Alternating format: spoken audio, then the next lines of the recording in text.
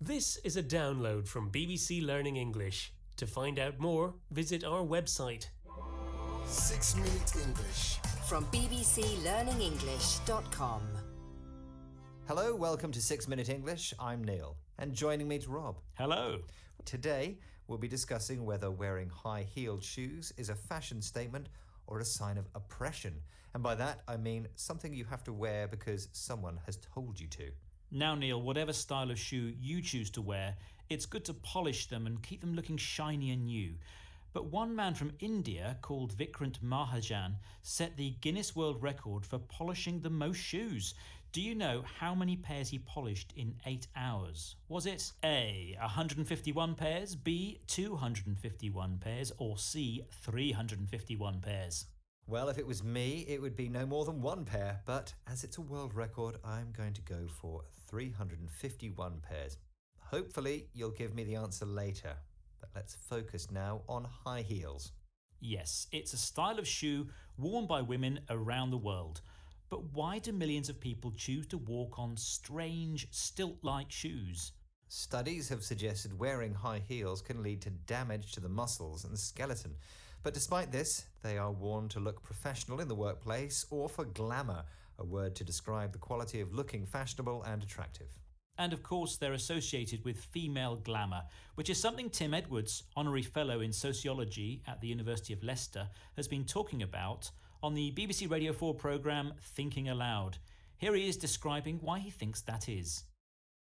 Women's shoes in particular can have this kind of transformative or even magical quality. They can do something for a woman, and it's quite difficult to kind of draw parallels quite like that with men. There's a sense in which it almost becomes something slightly otherworldly.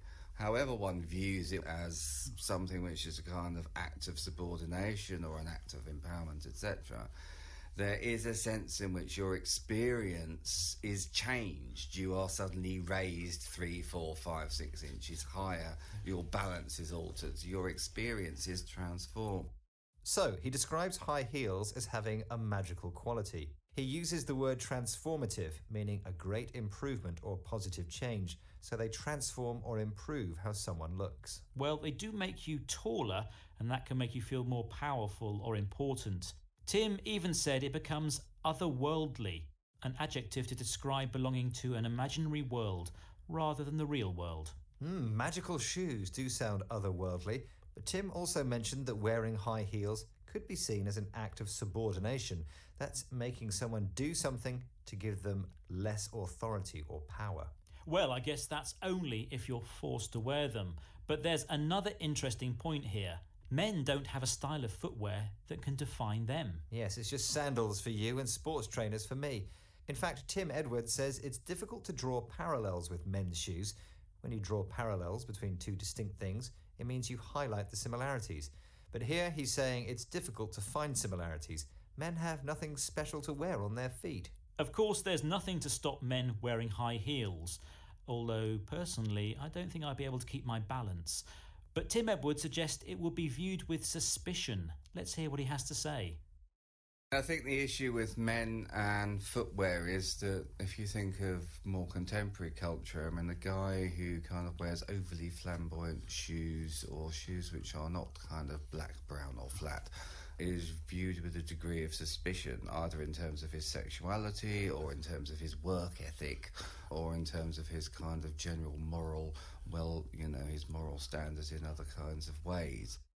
He says that if you don't wear a regular, ordinary black, brown or flat style of shoe, you might be viewed with suspicion.